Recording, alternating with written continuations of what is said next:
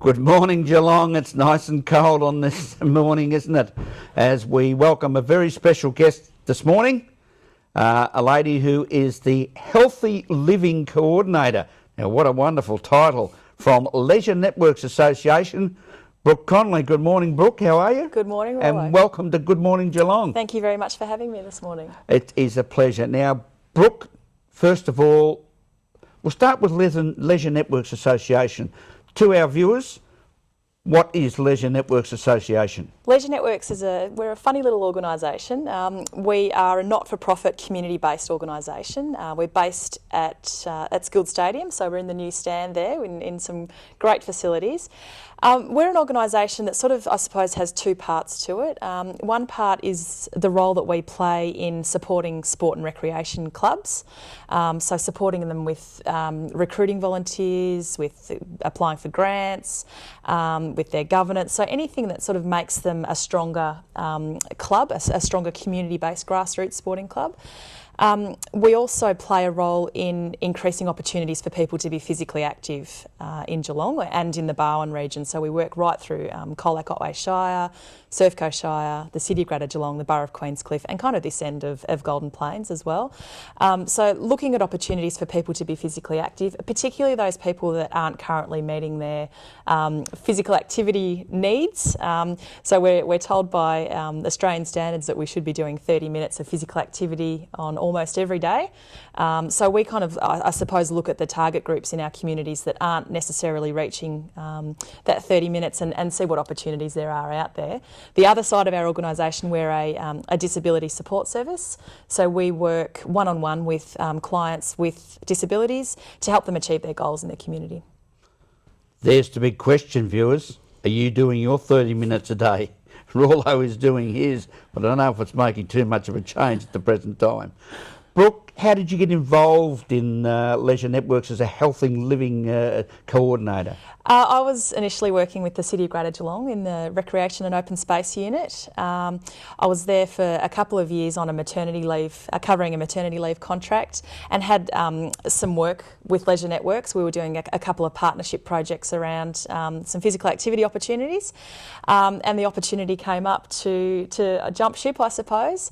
Council, I was doing a lot of work with facilities and sporting clubs, and with Leisure Networks, it's more about the people, I suppose, the people that are living in those facilities. So people in sporting clubs, people at neighbourhood houses, people accessing leisure centres and fitness centres and pools and things like that. So I suppose the people side of it attracted me to the position a little bit more than working with the actual foundations and buildings and things like that. And then, of course, we've got Brooke Connolly, the sports person herself. You have been a terrific netballer around our city of Geelong, playing at North Shore at one stage. When did you start the great game of netball? I was probably about 7. I started at school. I was a Grovey West girl. So Kath O'Connor, who's heavily involved at Grovedale, was someone that was around at Grovey West and probably played a pretty huge role in getting me interested in netball and also getting me started. And I think she may have been one of my first coaches. My sister and obviously my family played a huge role in that as well. So from the Grovedale ranks, I then was recruited over to Herne Hill, which was a really strong club back when I was a junior, under the tutelage of Barb Gillett. And again, she had a major role in my career, I suppose.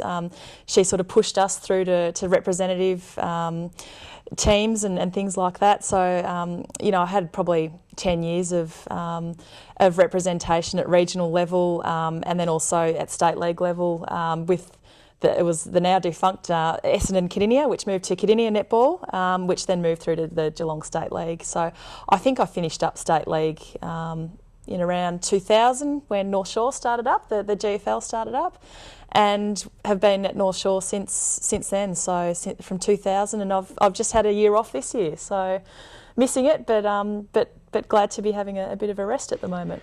And you mentioned two great mentors there, Kath O'Connor from Grovedale, Barb Gillett from up Herne Hill, wonderful people who still maintain a great involvement in the game. And to me, that longevity of involvement is such a passion and such a dedication that those particular ladies really deserve all the credit that they are given through accolades of involvement. Absolutely. I think, you know, sometimes it is really hard to maintain your motivation for something, even, you know, despite the fact I do love netball, but I really needed a year off for me this year.